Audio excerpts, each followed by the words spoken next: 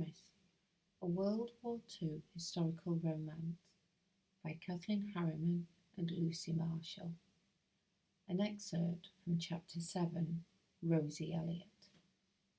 I leaned in close to make sure Tom was the only one that could hear me. My right hand fiddled with the locket that hung around my neck.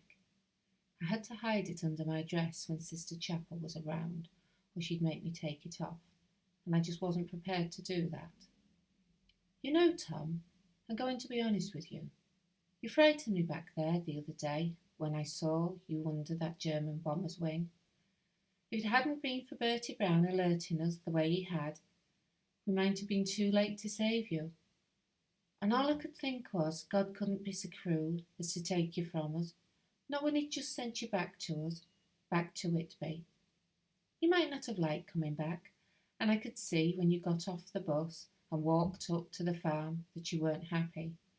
I don't know why, but I'm guessing that it's been difficult for you ever since your dad died. You were so young, and there you were, the head of the house. I can't completely understand how that must have felt. Well, let's be honest, I'm probably the least responsible person that you know. Tom's lips curved slightly at that. But I'm thinking that God sent you back here for a reason, Tom Armitage, and that despite that German bomber, God kept you alive until we were able to reach you.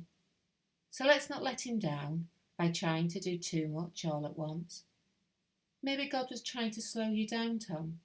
Maybe that was it. He thought you needed a break from all the responsibility. Even though we needed you here, God thought, I'll give him a rest. For a moment, Tom didn't say a word. His mouth hung open. His eyes were full of some emotion I couldn't read. I started to get up, patting his arm as I got to my feet. You always were a talker, he grumbled. I smiled at him. Yeah, I guess I always have been. Lucky for you, huh? I tapped his arm. There was that small shadow of a smile again. So why don't I get that bowl of water and we can start getting you ready for breakfast? Tom nodded. Aye, go on. But I'll be the one doing the washing. I laughed at him. Oh, Tom, you're such a spoiled sport. Why change the habit of a lifetime?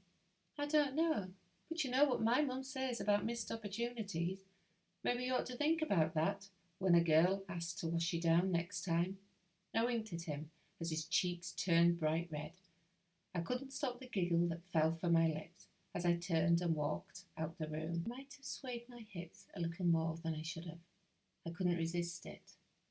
I was very conscious of Tom's eyes following me out of the room. I smiled to myself. For the first time in such a long time, I felt that I'd done the right thing by Tom. I also felt attractive, like a woman again. I haven't felt that way since I'd watched Will leave on that awful bus to go and fight.